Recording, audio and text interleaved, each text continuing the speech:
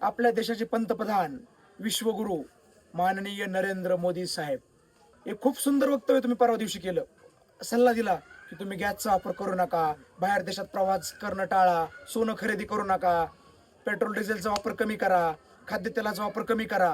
मोदी साहेब, तुम्ही देशाचे सल्लागार नाही आहात, तुम्ही देशाचे पंतप्रधान आहात.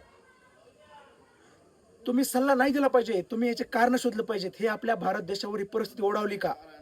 कोणामुळं? याचं कारण काय? अहो मोदी साहेब, ज्या वेळेस अशीच परिस्थिती भारतावर ओलांडली होती त्यावेळेस मनमोहन सिंग उभा राहिले होते.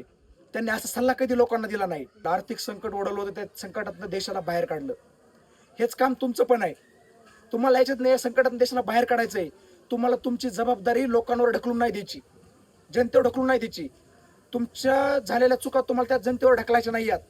तुम्हाला याच्यातून देशाला बाहेर काढायचं आहे. पण आताची परिस्थिती पाहता हे तुम्हाला जमल असं वाटत नाही. तुम्ही तर डोनाल्ड ट्रम्प यांना घाबरून तर सगळं काय कॉम्प्रोमाइज करण्यातच सगळं काय चालवलेलं आहे. तर मोदी साहेब, तुम्ही देशातील सर्वोच्च पदावर आहेत. तुम्ही या संकटात देशाला बाहेर काढलं पाहिजे, ना की देशातील जनतेला सल्ला दिला पाहिजे. तुम्ही जर असं लोकांना उपदेश देत राहिलात तर लोकांनी अपेक्षा कोणाकडनं ठेवायच्या? तुम्हाला सत्तेत कशासाठी बसवलंय? कॉम्प्रोमाइज होण्यासाठी नाही बसवलं, लढण्यासाठी बसवलंय. ह्या देशाच्या उज्ज्वल भविष्यासाठी तुम्हाला सत्तेत लोकांनी बसवलंय. एवढा मोठा जन्म तुमच्या मग लोकांनी दिलेला आहे. आज मी इथं कोणत्या पक्षाचा कार्यकर्ता म्हणून नाही, तर एक सामान्य नागरिक म्हणून बोलतोय. बघा, लक्ष द्या. कृपया करून आमच्या देशाला या संकटातून बाहेर काढा.